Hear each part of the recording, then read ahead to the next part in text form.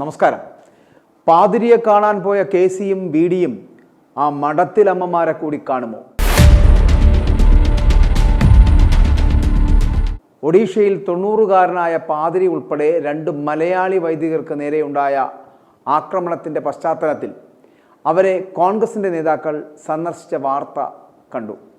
അതാണ് ഈ വീഡിയോയ്ക്ക് ആധാരമാകുന്നത്. ഒഡീഷയിൽ ആക്രമണത്തിന് വിധേയരായ ലീനസ് ജോർജിനെയും ആൻ്റണി സിൽവിനി എന്ന പാതിരിമാരെ കാണാനാണ് പ്രതിപക്ഷ നേതാവ് വി ഡി സതീശൻ അടക്കം കൊച്ചി മഞ്ഞുമ്മൽ സെൻറ്റ് ജോസഫ് ഹോസ്പിറ്റലിൽ പോയത്. ശരി, നല്ല കാര്യമാണത്. എന്നാൽ ഇവരോട് ചോദിക്കുവാനുള്ള ഒരു ചോദ്യം, വർഷങ്ങളായി ലൈംഗിക പീഡനമേറ്റ ഒരു കന്യാസ്ത്രീയെ സപ്പോർട്ട് ചെയ്ത 3 കന്യാസ്ത്രീകൾ മഠം വിട്ടിരുന്നു. ഉപജീവനത്തിന് പോലും മാർഗമില്ലാതെ ജീവനിൽ ഭയമുള്ളത് കൊണ്ട് മാത്രം ഒന്നും മിണ്ടാതെ അവരവരുടെ കുടുംബങ്ങളിൽ കഴിയുന്നു. ഇവരെ കാണാൻ ഇവർക്ക് കഴിയുമോ? ഇവരുടെ പ്രശ്നത്തിന് എന്തെങ്കിലും പരിഹാരമുണ്ടാക്കുവാൻ ഈ രാഷ്ട്രീയക്കാർക്ക് കഴിയുമോ? അപ്പോൾ എന്തുകൊണ്ടാണ് ഈ 90-കാരനായ പാതിരിയെ കാണാൻ തിടുക്കം കൂട്ടിയത് ഇവർ എന്നുള്ളതാണ്. അപ്പോൾ അതിനകത്ത് ഒരു വോട്ട് രാഷ്ട്രീയമുണ്ട്. ഇന്നത്തെ രാഷ്ട്രീയ സാഹചര്യത്തിൽ അത് നേട്ടമാക്കാൻ വേണ്ടി തന്നെയാണ് ഈ അടികൊണ്ട പാതിരിമാരെ കാണാൻ രായ്ക്ക് രാമാനം ഓടിയെത്തിയത്, വലിയ അഭിപ്രായ പ്രകടനങ്ങളൊക്കെ നടത്തിയത്. കൂടാതെ AICC general secretary KC Venugopal MP ആവശ്യപ്പെട്ട വളരെ സീരിയസ് ആയ ഒരു കാര്യത്തെ കൂടി ഇതിനകത്ത് പറയേണ്ടതുണ്ട്. ഒഡീഷയിൽ 90-കാരനായ പാതിരി ഉൾപ്പെടെ 2 മലയാളി വൈദികർക്ക് നേരെ ഉണ്ടായ ആക്രമണത്തിൽ പ്രത്യേക അന്വേഷണ സംഘത്തെ രൂപീകരിച്ച് അന്വേഷണം നടത്തണമെന്നുകൂടി വേണുജി പറഞ്ഞിരിക്കുകയാണ്. വേണുജി പറഞ്ഞ പിന്നെ കേൾക്കാതിരിക്കാൻ കഴിയില്ലല്ലോ. അപ്പോൾ ഇക്കാര്യം ചൂണ്ടിക്കാട്ടി ഒഡീഷ മുഖ്യമന്ത്രിക്ക് കത്തും നൽകി കഴിഞ്ഞിരിക്കുന്നു. എന്തൊരു ശുഷ്കാന്തിയല്ലേ ഈ പള്ളിത്തന്തമാരുടെ കാര്യത്തിൽ ഈ കോൺഗ്രസ്സുകാർക്ക്, പ്രത്യേകിച്ചും നമ്മുടെ KC വേണുഗോപാലിനും വി ഡി സതീശനും. സമ്മതിക്കണം, എത്ര പെട്ടെന്നാണ് ഓരോ ഇടപെടലുകൾ ഇവർ നടത്തുന്നത്. എന്നാൽ ഇത് എല്ലാവരുടെയും കാര്യത്തിൽ നടക്കുന്നുണ്ടോ, അല്ലെങ്കിൽ നടപ്പിലാക്കാൻ ശ്രമിക്കുന്നുണ്ടോ?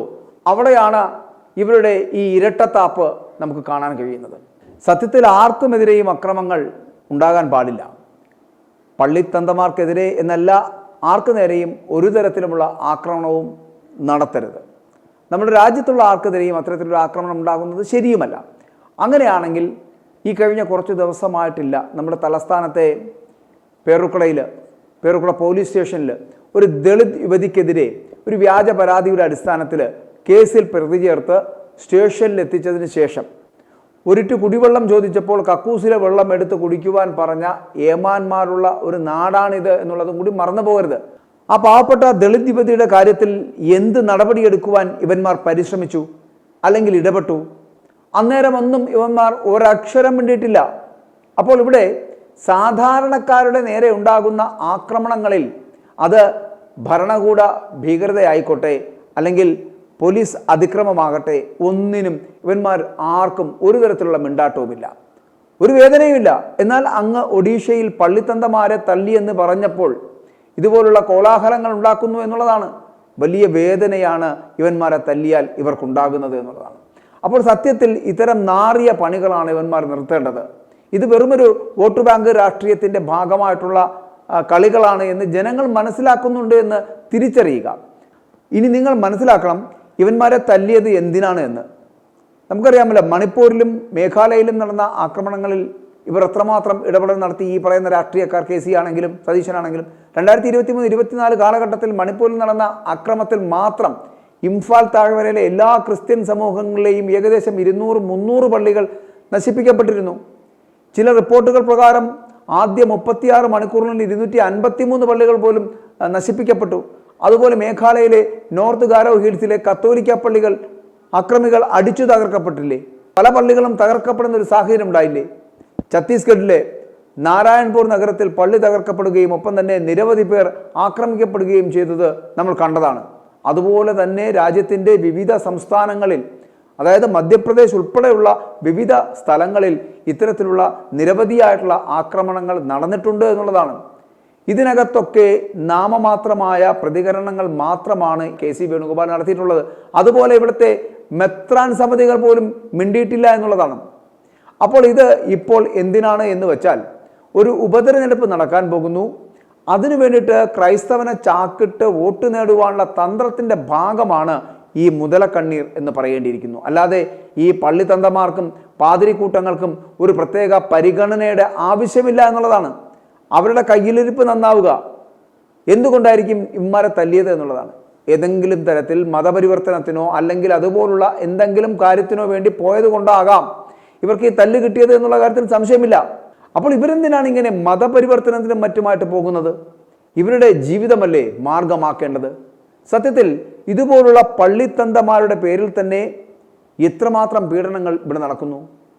ഇവന്മാരുടെയൊക്കെ പീഡനങ്ങൾ കാരണം തന്നെ എത്രമാത്രം മഠത്തിലമ്മമാർ കിണറ്റിൽ ചാടിയും ഫാനിൽ കെട്ടിത്തൂങ്ങിയും ആത്മഹത്യ ചെയ്യുന്നു. സഹിക്കാൻ വയ്യാതെ വരുമ്പോൾ ഇതുപോലുള്ള മഠത്തിലമ്മമാർ കിണറ്റിൽ ചാടുകയോ ഫാനിൽ തൂങ്ങുകയോ ചെയ്യുന്ന തരത്തിൽ എത്തിച്ചേരുന്നു എന്നുള്ളതാണ്. ദുഃഖകരമായ കാര്യങ്ങളാണത്. സത്യത്തിൽ വല്ലാത്ത ഗതികെട്ട ജീവിതമാണ് ഈ മഠത്തിലമ്മമാർ നയിക്കുന്നത്. പുറമേ വെള്ളക്കുപ്പായമിട്ട് നടക്കുന്ന ഇവരുടെയൊക്കെ മനസ്സിൽ പുകയുന്ന ഒരു അഗ്നിപർവ്വതമുണ്ട്. ആ അഗ്നിപർവ്വതം ആർക്കും കാണാൻ സാധിക്കുന്നില്ല എന്നുള്ളതാണ്. അതിനാൽ ഇത്തരത്തിലുള്ള ഈ ക്രൂരമായ പ്രവൃത്തികൾക്കെതിരെ പൊതുസമൂഹത്തിൽ നിന്ന് ഒരു ശ്രദ്ധ വളരെ കൃത്യമായി അത്യാവശ്യമായിട്ട് ഈ വിഷയത്തിൽ അടിയന്തരമായിട്ട് ഉണ്ടാകേണ്ടതാണ്. ഒരു ചർച്ച നടത്തേണ്ടതാണ്. അത് അനിവാര്യമാണ്. അപ്പോൾ ഇത്തരത്തിലുള്ള മഠങ്ങളിൽ നിന്നും സ്ത്രീകളെ സ്വതന്ത്രരാക്കി അവരെ സാധാരണ ജീവിതത്തിലേക്കൊക്കെ തിരികെ കൊണ്ടുവരുവാനുള്ള ഒരു പദ്ധതി തന്നെ ഉണ്ടാക്കേണ്ടതുണ്ട്. അതിനൊന്നും ഈ രാഷ്ട്രീയ കോമാളികൾക്ക് സമയമില്ല.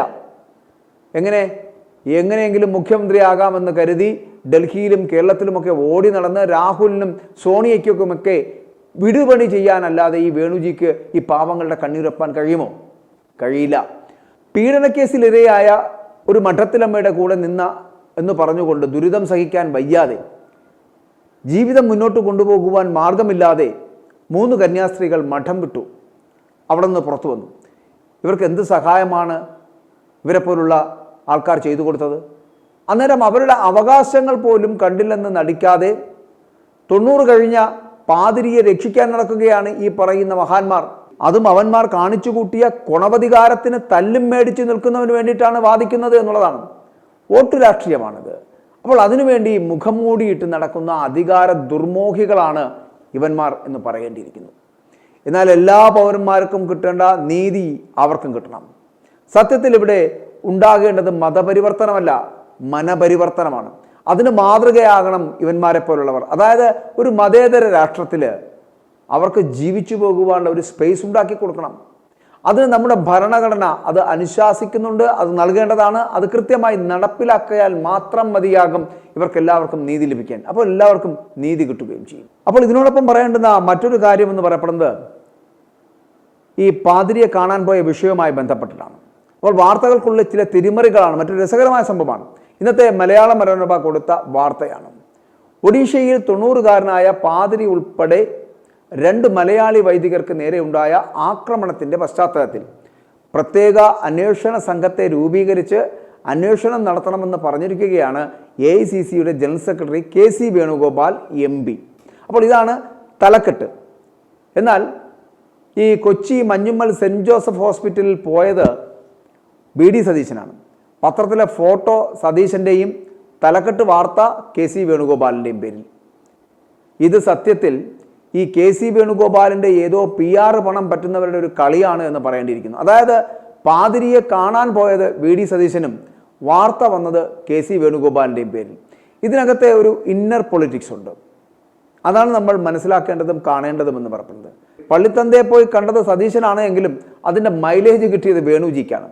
വാർത്ത മുഴുവൻ എഴുതിയിരിക്കുന്നത് KCയുടെ പേരിലാണ്. സതീശൻ്റെ ഒരു വാക്കുപോലും അതിനകത്ത് പറഞ്ഞിട്ടുമില്ല, കൊടുത്തിട്ടുമില്ല. അതായത് VD കേരളത്തിൻ്റെ പ്രതിപക്ഷ നേതാവ് കൂടിയാണ് എന്നുള്ളത്. ആ പോർട്ട്ഫോളിയോ പോലും മറികടന്നുകൊണ്ടാണ് മുന്നോട്ട് പോയിരിക്കുന്നത്. VD സതീശൻ പരിക്കേറ്റ പാതിരിയെ കാണാൻ പോയി എന്ന് കേട്ടപ്പോൾ തന്നെ വേണുഗോപാൽ ഒരു പത്രപ്രസ്താവന അങ്ങോട്ട് ഇറക്കുന്നു. അത് ഈ PR ഓപ്പറേറ്റർ അച്ചുനിരത്തുന്നു.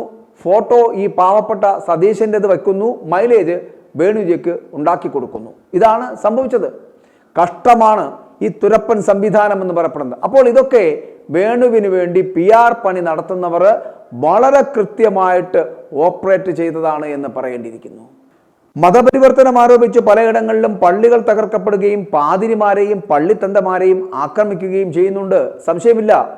എന്നാൽ അവർക്ക് മാത്രം പ്രത്യേക പരിഗണനയും പരിലാളനയും നൽകുന്ന ഈ രാഷ്ട്രീയ കോമാളികൾ ക്രിസ്തീയ സഭയിലെ അധികാര ദുർവിനിയോഗത്തെയും ലൈംഗിക അരാജകത്വത്തെയും പൗരോഹിത്യ മേധാവിത്വത്തെയും അഴിമതിയെയും തുറന്നെതിർത്തുകൊണ്ട് സഭയ്ക്കുള്ളിൽ നിന്നുകൊണ്ട് തന്നെ സമരം ചെയ്ത നവീകരണത്തിന് വഴി തുറക്കുന്ന നിലപാടുകൾ സ്വീകരിക്കുകയും ചെയ്ത് അവസാനം ജീവിതം വഴിമുട്ടിയപ്പോൾ ജീവൻ പോകാതെ ആ മഠത്തിൽ നിന്നും രക്ഷപ്പെടുകയും ഒടുവിൽ കുപ്പായമൂരി ദൂരെ കളയുകയും ചെയ്ത സിസ്റ്റർ അനുപമയടക്കമുള്ളവർക്ക് വേണ്ടിയിട്ട് നീതി ലഭിക്കാൻ വേണ്ടിയിട്ട് നിങ്ങൾക്ക് അവരുടെ നാവാകാൻ കഴിയുമോ?